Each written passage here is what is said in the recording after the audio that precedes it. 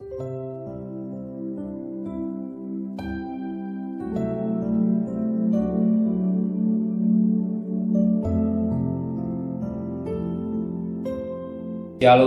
pagi, mari sama-sama tundukkan kepala. Terima kasih Bapa buat pemeliharaan yang Kau berikan dalam hidup kami. Kami yang beragaikan seperti umat Israel berada di Goshen.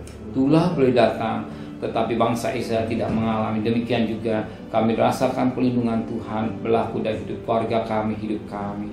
Maka pada pagi hari kedua kami bangun dengan tubuh yang sehat. Kami mengadakan mesbah keluarga, mesbah pribadi. Kami boleh naikkan pujian penyembahan. Kami rindu juga untuk mendengar renungan firman-Mu. Roh Kudus mengurapi hamba-Mu. Roh Kudus mengurapi kami sehingga firman menjadi berkat buat kami. Dan kami juga boleh naikkan doa syafaat kepada Tuhan. Haleluya. Amin.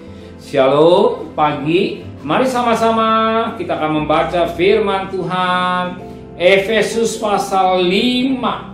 Efesus pasal 5 ayat 11 sampai ayat 21. Efesus pasal 5 ayat 11 sampai ayat 21. Janganlah turut mengambil bagian dalam perbuatan-perbuatan kegelapan yang tidak berbuahkan apa-apa. Tetapi sebaliknya telanjanglah perbuatan-perbuatan itu.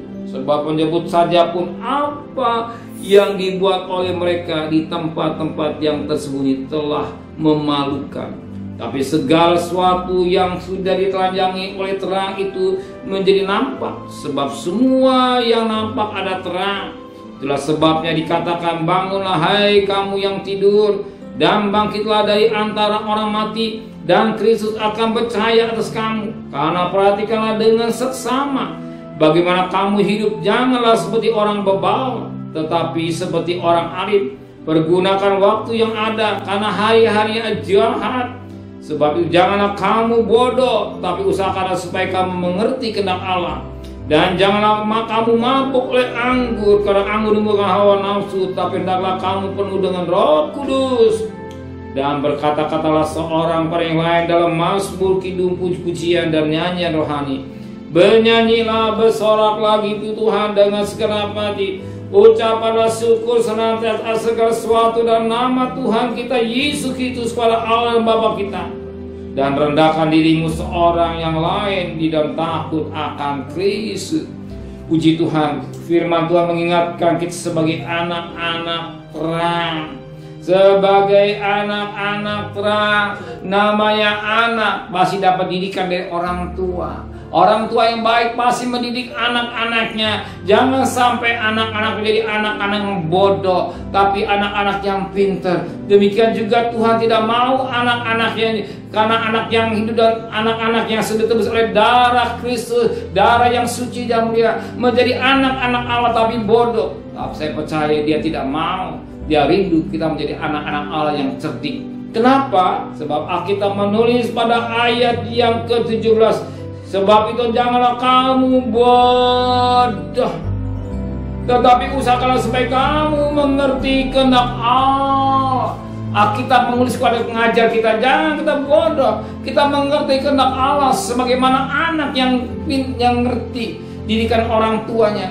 Anak kita akan tahu kehendak orang tuanya. Dia tidak mau anak yang bodoh, anak yang cerdik, bijaksana yang ngerti. Oh papa, maunya papa sedemikian. Demikian juga kita punya Tuhan. Apa jadi kehendak Tuhan, kehendak Roh Kudus dalam hidup kita ini. Kita jangan bodoh. Kita mengerti mana yang baik, mana yang jahat. Kenapa demikian? Sebab firman Allah berkata pada ayat yang ke-15, karena itu perhatikanlah dengan seksama bagaimana kamu hidup. Janganlah seperti orang bebal. Kembali diulang, orang bebal atau orang bodoh, tetapi seperti orang alim.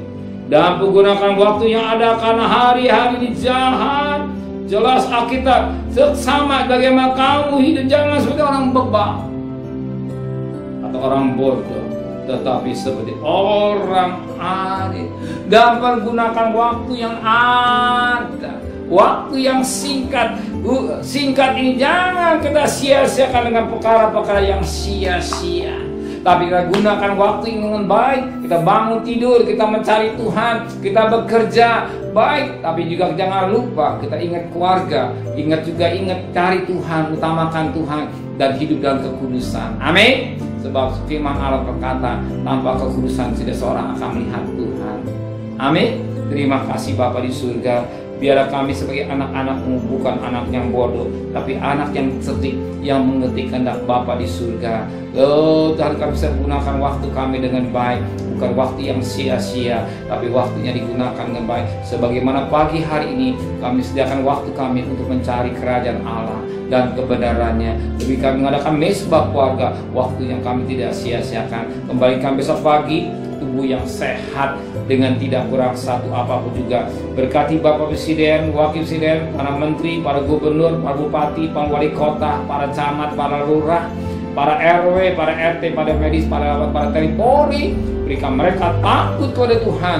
Terima kasih Bapa di surga. Saudara kekasih, terimalah berkat nikmat dari Allah Bapa, cinta kasih sayang dari Tuhan Yesus Kristus, dan berkat Roh Kudus menyertai saudara mulai hari ini sampai Maranatha Tuhan Yesus datang. Yang cinta Dia katakan amin. Tuhan memberkati.